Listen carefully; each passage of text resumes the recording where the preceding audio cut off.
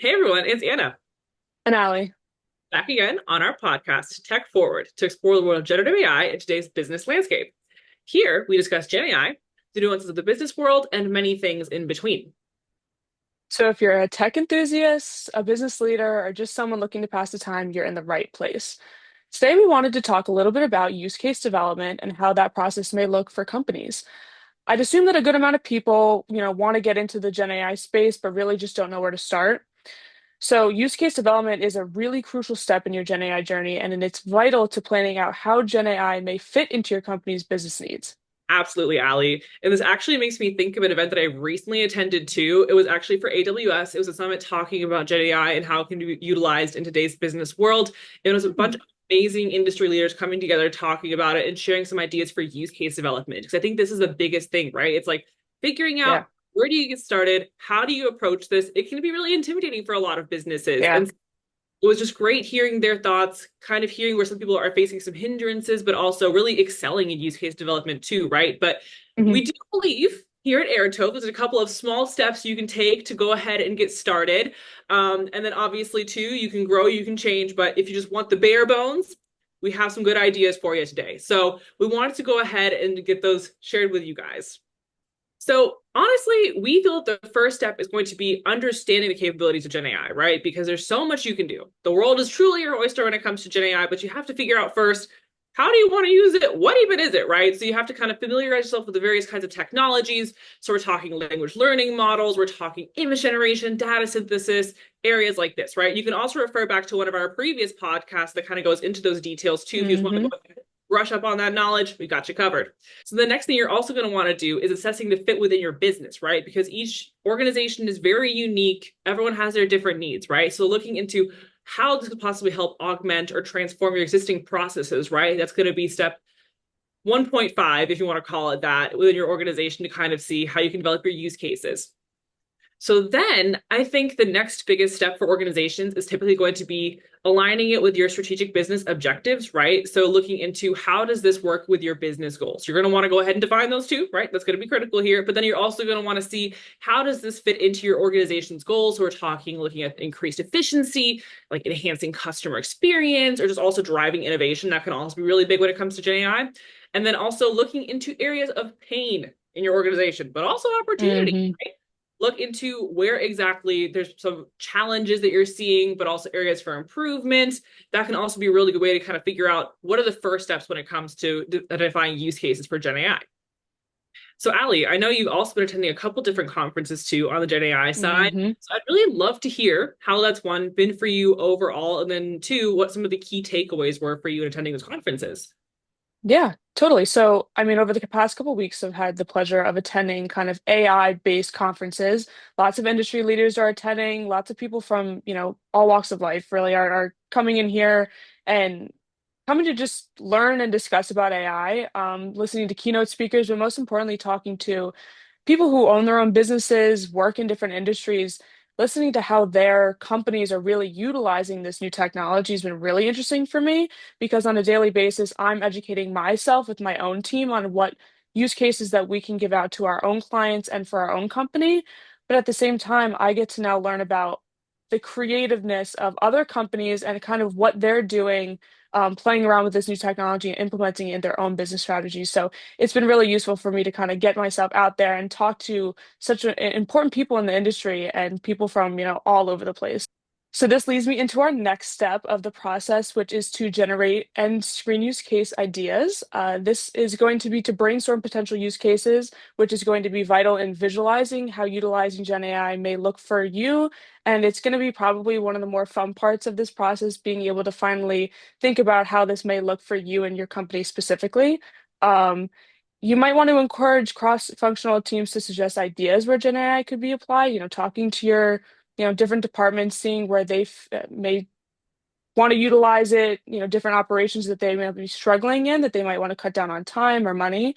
Um, then you're going to want to shortlist these use cases by evaluating ideas based on their potential impact. So it's easy to say that we want to implement all of our ideas, but realistically, we're going to want to make that long list and kind of cut down on the ones that are going to be the most important.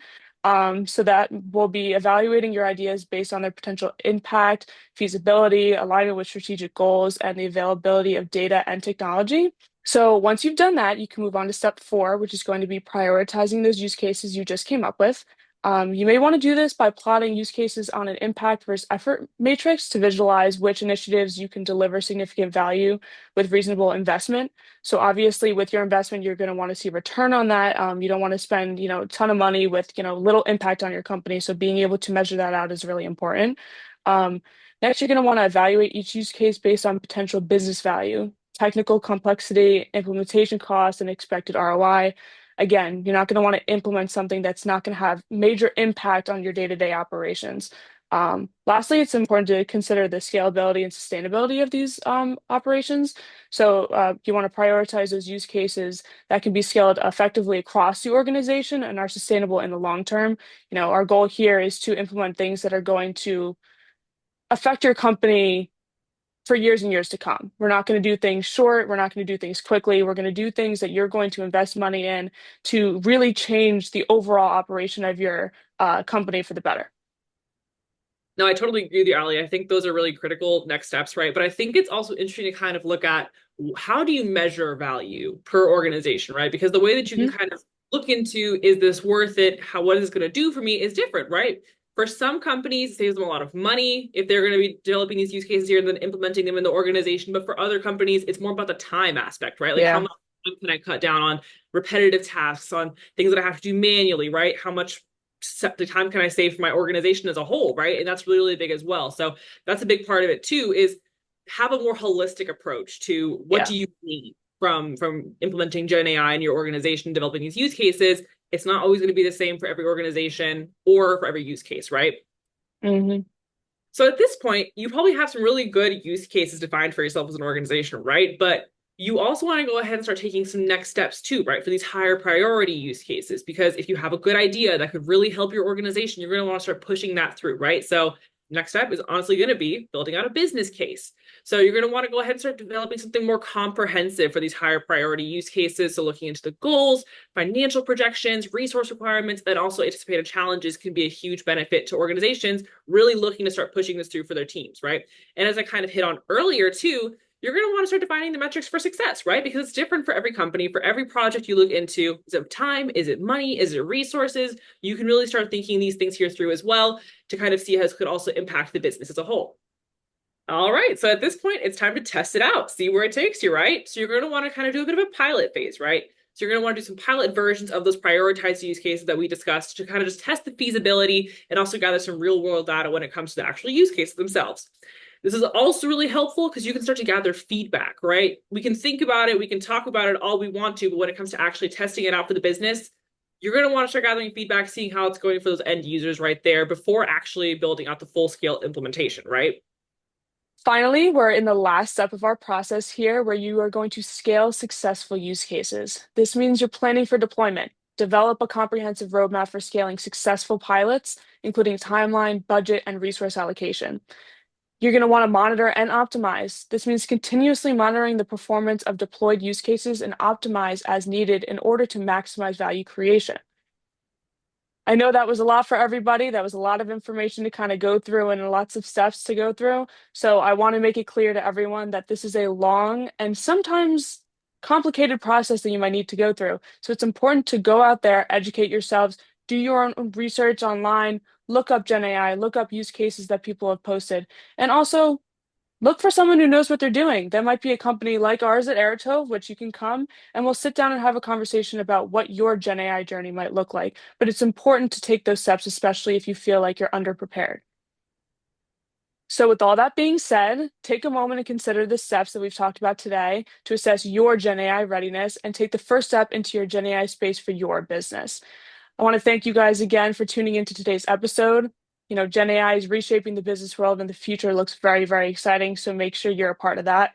If you enjoy the discussion, make sure to visit our website for more content and information. You can find us at aretove.com, aretove.com, and join us for the next episode.